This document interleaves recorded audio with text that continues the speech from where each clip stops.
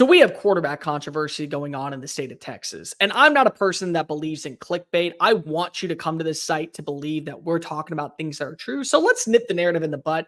Arch Manning looks like the heir apparent for Quinn Ewers. Quinn Ewers is QB1 when he's fully healthy. Done. Glad we had this chit chat.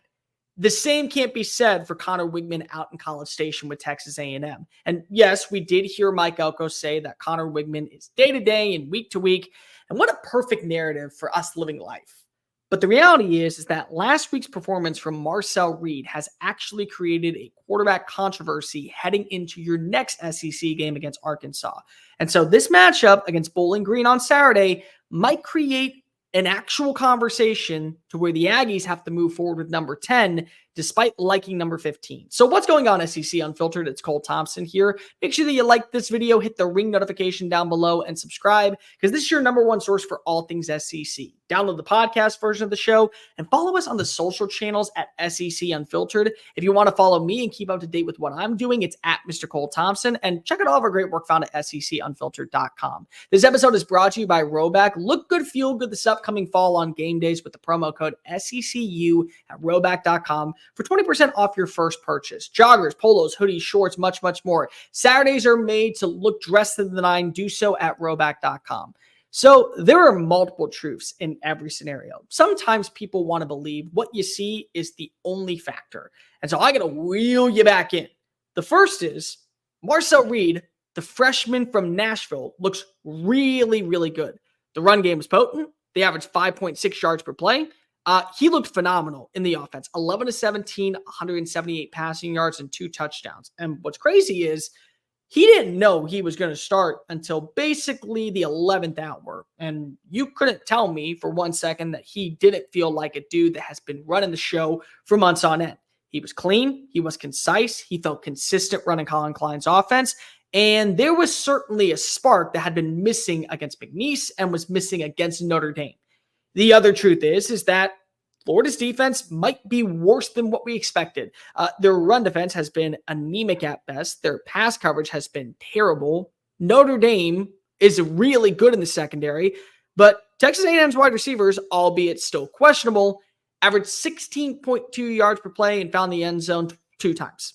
So there's a narrative around that. And then there's the third narrative that Conner Weigman is a good quarterback. I don't want to sit here and believe that Conner Weigman is not going to be a name that could work in college football.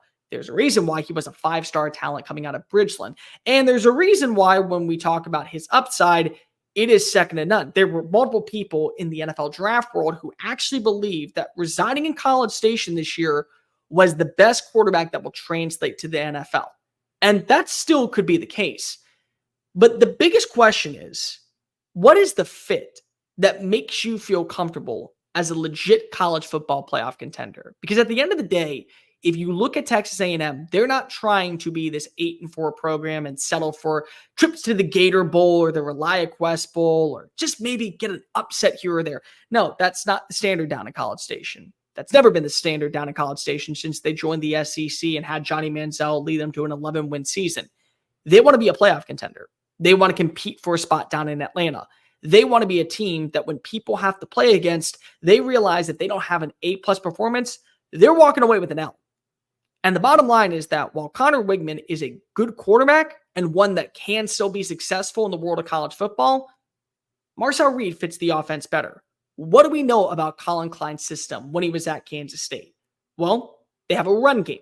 And it's not just with a great 1-2 combination like a Trayshawn Ward, like a Deuce Vaughn. It's also with a mobile quarterback. Adrian Martinez, mobile quarterback. You look at Will Howard, mobile quarterback. Avery Johnson last year when he came in, mobile quarterback. There is the consistency of being able to utilize your legs. And I know that there are people who say Conner Weigman is a dual threat quarterback.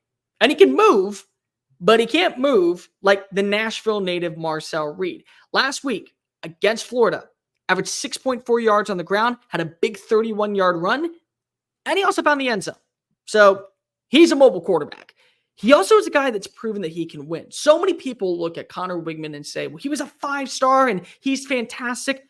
Don't kid yourself when you talk about Marcel Reed. Comes on in from the state of Tennessee with multiple state records, was a superstar at Montgomery Ball Academy, was a big time threat to be able to hoist up multiple accolades when he was in the Volunteer State, and everyone wanted him, including Ole Miss.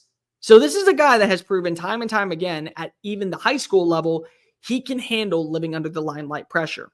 The other thing that you have to go ahead and talk about is what this offense looks like whenever you have number 10 under center. So when you're playing in defense and it's a man coverage, you have to connect to what the wide receivers are going to do. You have to be able to blanket a Cyrus Allen, a Moose Muhammad. Certainly you got to throw in a Jabarde Barber. You have to throw in a Jade Walker. They're going to have matchups. But when you play in man coverage, you also have to spy when it comes to a guy like Marcel Reed. Because if he gets the wide receivers downfield enough, that's going to create separation at the second level to where he can tuck it and run, pick up a first down, slide, reset the sticks, and put you in a better position to walk away with points. That's really the difference when it comes to this offense. You know who else did that? Bree Johnson, Will Howard, Adrian Martinez, Colin Klein when he was up for the Heisman Trophy in 2012. Do you see a pattern of how Klein's offense fits a quarterback that's able to utilize his legs, not just with power, but also with speed? That's what you get. So when you're a defensive coordinator, not only do you have to prepare for the pass, you also have to prepare for the run. And I'm not saying that Conner Weigman can't run the football. What I'm saying is that Marcel Reed can do it a lot better. And if you're trying to be in the conversation for a college football playoff berth, which right now you're sitting at 2-1, it's not over. It's far from over if you're Texas A&M. You still have games that can separate you. One's against Missouri, one's against Auburn, one's against LSU, one's against Texas. Potentially all ranked matchups to where you finish 10-2. Nobody's going to keep the maroon and white out of the college football playoff. But you have to look at what the ceiling is. With Conner Weigman, so far what I have seen is a quarterback that's good enough to get you wins. Good enough to get you into must-see matchups, into close calls in the fourth quarter, into what could be a good season down in College Station.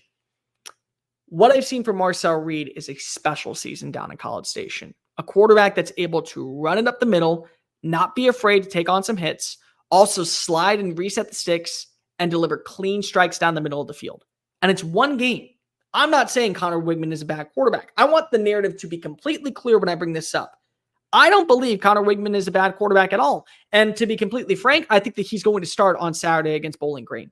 Whether or not I agree with that decision, the way that you hear this program talk about him, I believe that he is going to be QB1 into next week's game.